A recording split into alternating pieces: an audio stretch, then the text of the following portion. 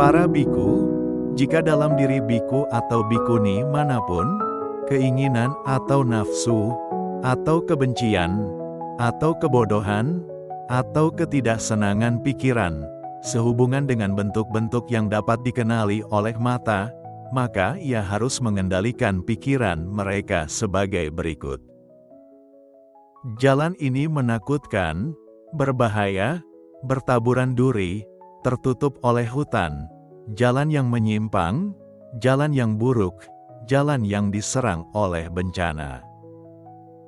Ini adalah jalan yang diikuti oleh orang-orang rendah, bukan jalan yang diikuti oleh orang-orang mulia. Ini bukan untukmu. Dengan cara ini pikiran mereka harus dikendalikan dari kondisi-kondisi ini, sehubungan dengan bentuk-bentuk yang dapat dikenali oleh mata. Demikian pula sehubungan dengan suara-suara yang dapat dikenali oleh telinga. Demikian pula sehubungan dengan bau-bauan yang dikenali oleh hidung. Demikian pula sehubungan dengan rasa kecapan yang dikenali oleh lidah. Demikian pula sehubungan dengan objek-objek sentuhan yang dikenali oleh tubuh. Demikian pula sehubungan dengan fenomena-fenomena pikiran yang dapat dikenali oleh pikiran. Misalkan para biku, gandum telah masak dan si penjaga lengah. Jika seekor sapi yang menyukai gandum memasuki ladang gandum, maka sapi itu dapat melakukan apapun yang ia sukai. Demikian pula, para biku, kaum duniawi yang tidak terlatih, yang tidak melatih pengendalian terhadap 6 landasan kontak, akan melakukan apapun yang ia sukai dalam 5 utas kenikmatan indria. Misalkan para biku, gandum telah masak dan si penjaga waspada. Jika seekor sapi yang menyukai gandum memasuki ladang gandum, maka si penjaga akan mencengkeram kuat-kuat pada moncongnya. Sambil mencengkeram moncongnya kuat-kuat, ia menguncinya pada kedua tanduknya, dan dengan tetap mengendalikannya, ia memberikan pukulan kuat dengan tongkat kayunya. Setelah memberikan pukulan itu, ia akan mengusir sapi itu. Ini akan terjadi untuk kedua kali dan ketiga kalinya. Demikianlah sapi yang menyukai gandum itu. Apakah ia pergi ke desa atau ke hutan? Apakah ia berdiri atau duduk? Mengingat pukulan sebelumnya yang ia terima dari tongkat kayu, tidak akan memasuki ladang gandum itu kembali. Demikian pula para biku, ketika pikiran seorang biku telah menjadi lebih baik, jauh lebih baik, sehubungan dengan 6 landasan kontak, maka pikirannya menjadi kokoh, tenang, terpusat, dan terkonsentrasi di dalam.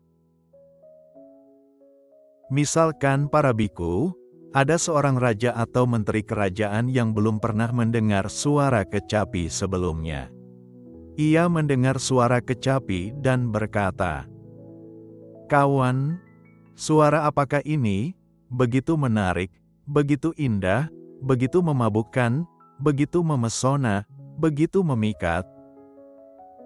Mereka akan berkata kepadanya, "Baginda, itu adalah suara kecapi, begitu menarik, begitu indah, begitu memabukkan, begitu memesona, begitu memikat." Ia akan menjawab, "Pergilah, ambil kecapi itu untukku." Kemudian mereka membawakan kepada kecapi itu dan berkata kepadanya, "Baginda, ini adalah kecapi, yang suaranya begitu menarik, begitu indah, begitu memabukkan, begitu memesona, begitu memikat." Raja itu akan berkata, "Aku sudah cukup dengan kecapi ini. Bawakan aku suaranya saja." Orang itu akan menjawab, "Kecapi ini, Baginda, terdiri dari banyak komponen, sangat banyak komponen, dan kecapi ini bersuara ketika dimainkan bersama banyak komponennya, dan bergantung pada lapisan bidang suara, perutnya, tangannya, kepalanya, dawainya, pemetik, dan keterampilan pemainnya." Demikianlah, Baginda, kecapi ini terdiri dari banyak komponen. Sangat banyak komponen, menghasilkan suara ketika dimainkan bersama banyak komponennya. Lalu raja memecahkan kecapi itu menjadi 10 atau 100 keping, kemudian ia akan menghancurkannya menjadi serpihan. Setelah menghancurkannya menjadi serpihan, ia membakarnya dalam api dan mengubahnya menjadi abu, dan kemudian ia akan menampi abu itu di angin kencang, atau membiarkannya terbawa arus sungai. Kemudian ia berkata, "Benda yang sungguh menyedihkan, kecapi ini, juga benda lainnya yang disebut kecapi. Begitu banyak orang yang lengah terhadapnya, terhanyut olehnya." Demikian pula, para biku, seorang biku menyelidiki bentuk hingga sejauh jangkauan bentuk, ia menyelidiki perasaan hingga sejauh jangkauan perasaan, ia menyelidiki persepsi hingga sejauh jangkauan persepsi, ia menyelidiki bentukan-bentukan kehendak hingga sejauh jangkauan bentukan-bentukan kehendak, ia menyelidiki kesadaran hingga sejauh jangkauan kesadaran. Ketika ia menyelidiki bentuk hingga sejauh jangkauan bentuk, ketika ia menyelidiki perasaan hingga sejauh jangkauan perasaan, ketika ia menyelidiki persepsi hingga sejauh jangkauan persepsi, ketika ia menyelidiki bentukan-bentukan kehendak hingga sejauh jangkauan bentukan-bentukan kehendak, ketika ia menyelidiki kesadaran hingga sejauh jangkauan kesadaran, gagasan, aku, milikku, atau diriku, yang sebelumnya telah muncul dalam dirinya tidak lagi muncul dalam dirinya.